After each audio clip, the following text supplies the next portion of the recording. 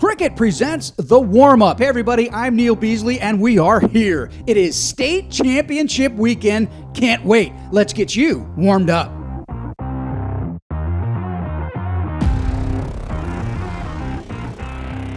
DFW will have a team in all the higher classification state finals this weekend.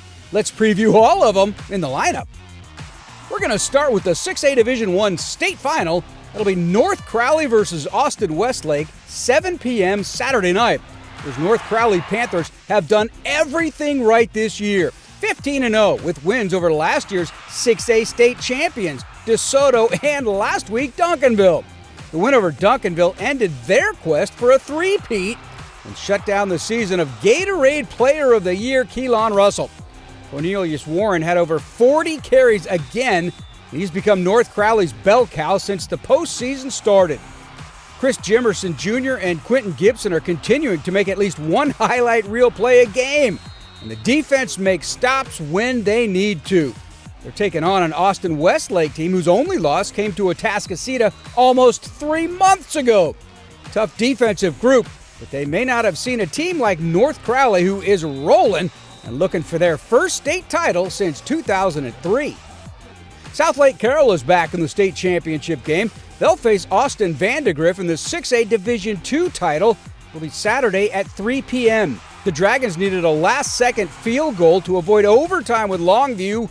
That was last week, but they got it, and now they're back to the title game for the first time since 2020. South Lake has 8 state titles, and this will be their 11th championship game. Despite injuries that have sidelined both their star running backs, Riley Wormley and Davis Penn, the Dragons have found a way to keep pushing on. Christian Glenn, son of former Cowboy Terry Glenn, is now South Lake's starter in the backfield. But it's the leadership of quarterback Angelo Renda that has the Dragons playing a 16th game. 5A Division I has a familiar face in the final. Highland Park dropped down from 6A to 5A, and they're back in their safe place, AT&T Stadium. The Scots take on Smithson Valley. That'll be 11 a.m. on Saturday. Highland Park got a last-second field goal to advance as well last week, that against Denton Ryan. The Scots are headed to the championship with a sophomore quarterback, Buck Randall, and a tough defense led by Jack Morris and Anders Korn. They'll be a significant favorite in this game, their first state title game since 2018. And guess who's back in 5A Division II? That's right, South Oak Cliff. The Dallas ISD Power in their 4th straight title game and looking to get their 3rd championship. Last year's heartbreaking loss motivated them all year, but especially in the playoffs where they have demolished all comers, including Argyle last week. Golden Bears beat the Eagles 37-3 and wasn't even really that close. Sauk will face Richmond Randall Friday night at 7 p.m. The warm-up is presented by Cricket. Smile, you're on Cricket. At Cricket, get free Samsung Galaxy phones. Whoa! Inside High School Sports is brought to you by Whataburger, just like you like it. And by Parker University. Check out our bachelor's degree in strength and human performance today. Our Inside High School insider, Matt Diggs, gives us his thoughts on state championship matchups in the picks. It is state championship time in Texas. I'm the professor, and we've got 9 DFW area teams that are playing in the state championship. So go early, go often to Arlington, support all the DFW area teams. And on Saturday night, you've got North Crowley versus Austin Westlake. It's not going to be Duncanville North Shore 6. We've got 2 new teams in the playoffs, both pulling off unexpected upsets. I am such a big fan of North Crowley. Austin Westlake is a really good team. We got to see what they did in preseason against a very good team like Prosper.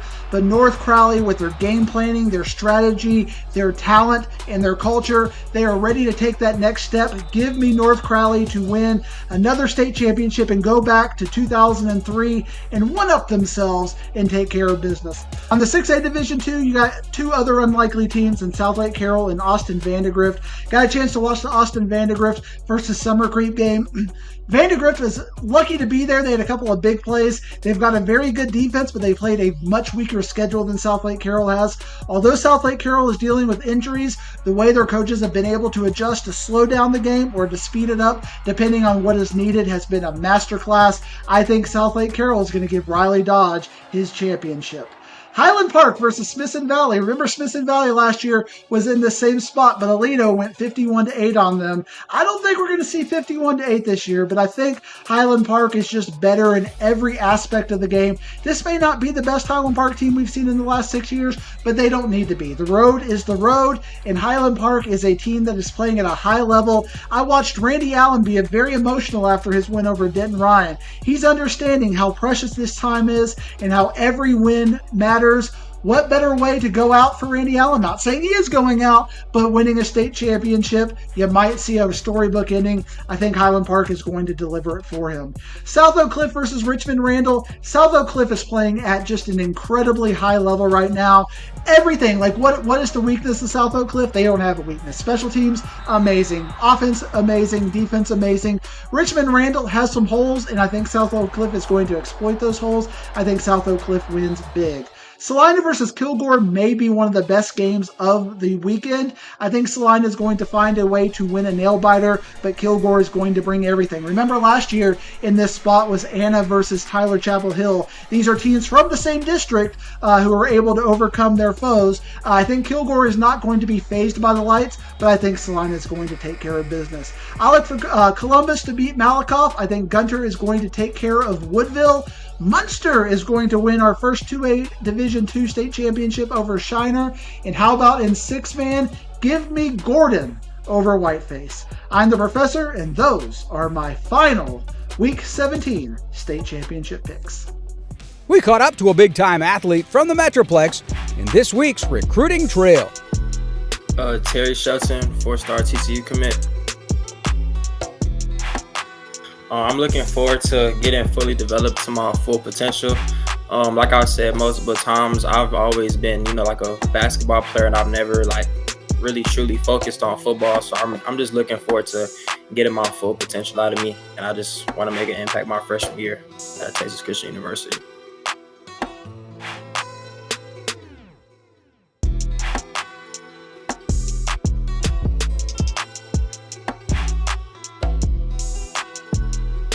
I just want to come in and just make plays at, any position they want to put me at. That's punt returning, kick returning, receiver, all that. I just want to come in and just make plays and have an immediate impact.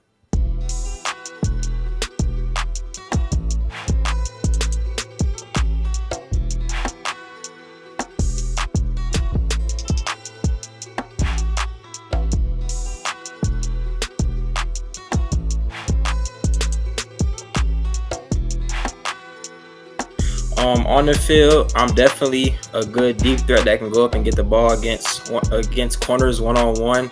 I have good speed. I run a 4.4. Like I just said, I can return kicks and punts and stuff like that. And off the field, I'm a humble guy.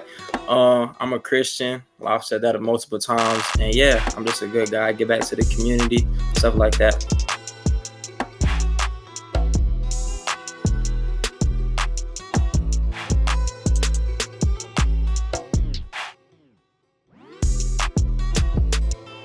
I want them to know they're getting a hard worker from day one that's going to come in and just put the work in. I want them to also know they're getting a day one true athlete that can come in and make plays quickly. And yeah, that's what I want them to know about me.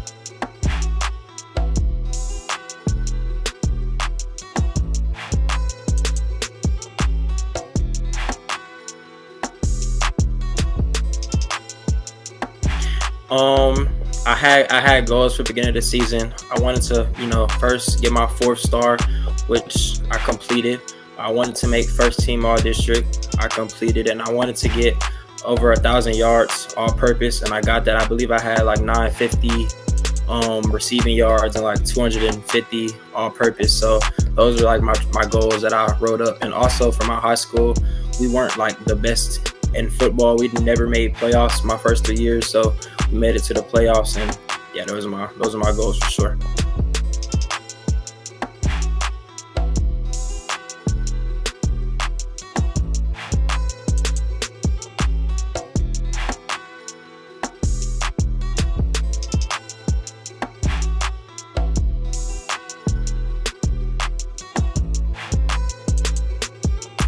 The legacy I want to leave is somebody that just came in and just worked hard and just played the game the right way and just was a good person to the community and always gave back. The warm-up is presented by Cricket. Smile, you're on Cricket. At Cricket, get free Samsung Galaxy phones. Inside High School Sports is brought to you by Golden Chick, one taste and you're golden. And by Kubota, the #1 selling compact tractor in Texas. For details, visit gokubota.com. Kubota, together we do more. Our producer, Ward Fasold, talked to Celina head coach Bill Elliot about his Bobcats' upcoming state championship appearance in this week's Media Day segment. All right, it's Media Day, and we are caught up with Bill Elliot from Celina, and Celina's got that huge state championship game this week, this Friday afternoon against Kilgore. First of all, you talk about this road during the regular season. You guys really kind of put your foot on things. You took care of business early in games and got things done, but we're playing some ball now. As we get longer in the playoffs, it gets harder. That game last week was pretty difficult, but you ended up pulling it out. What can you say about your team for having that kind of perseverance and getting through that game and getting the W? Well, they just stayed the course. They believed in each other. They believed in what we do.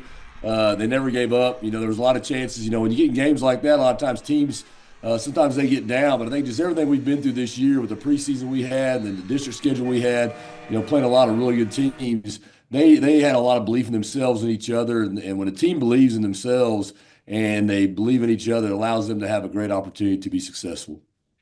You guys have a East Texas Kilgore squad coming through.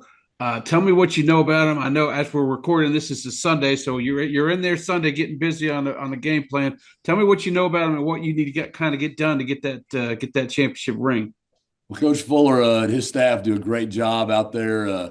They got a very talented team. Their quarterback, running back, their defensive line is probably the strength of their team. Big physical kids. They've got just talent all over the field. So it's going to be a lot for us to contain and to handle.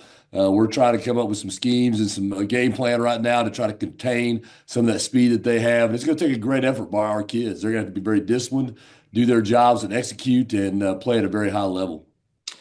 I know one of the X factors is having that guy behind center there in Bo Bentley. He seems to be making the right decisions at the right times, when to hand it off, when to run it. I know you give him a little bit of leeway there, but with the play calling you guys got going there and your ground attack has really been on point.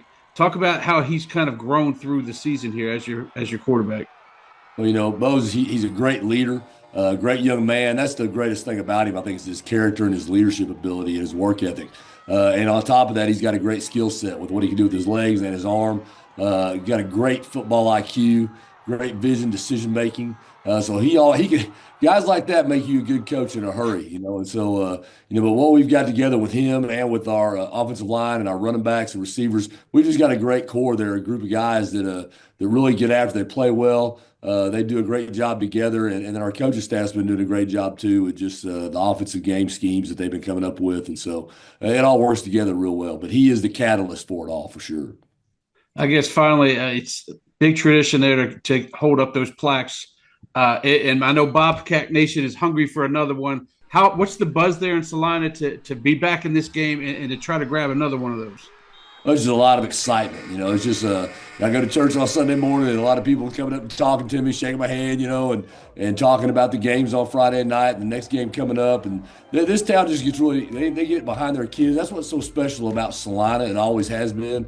All these years I've been here is just the fact that they love their kids. They love their school, all our activities, everything we do. They really support. They come out. They're rallying around this team right now, and there's a lot of buzz in the town, a lot of excitement. So it's going to be a fun week as we prepare, and all the things that will be going on this week, building up till Friday. Well, it's going to be awesome. We'll be there. Thanks for joining me, Coach, and good luck Friday afternoon. Yes, sir. Thank you, sir. Have a great one.